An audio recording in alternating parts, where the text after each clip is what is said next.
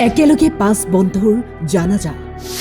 আবুল, শহীদুল, আমজাদ, বুলবুল আৰু নুৰ হুছেইনৰ জানাজাত হাজাৰ হাজাৰ লোক।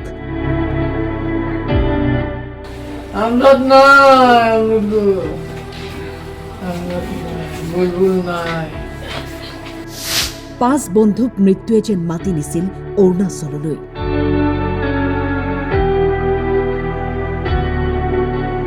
অৰুণাচললৈ গৈ ঘূৰি নাহিল ঘৰলৈ।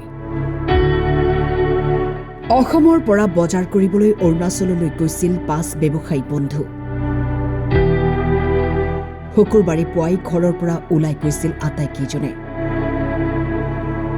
কিন্তু আজি নাওবৈচাৰ ভৰলুৱা জামে মছজিদত হাজাৰ হাজাৰ লোকৰ উপস্থিতিত সম্পন্ন হয় জানাজা।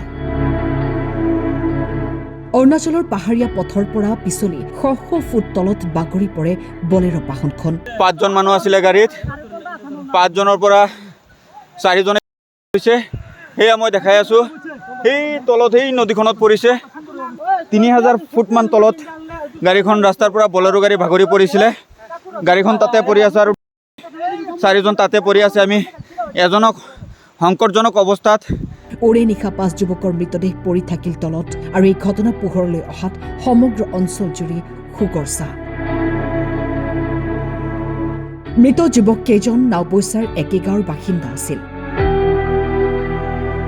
আৰু ব্যৱসায়িক কাৰ্যৰ সৈতে জড়িত আছিল। লখিমপুৰৰ পৰা ইঞ্জামামুল হকৰ ৰিপৰ্ট, টাইম 8।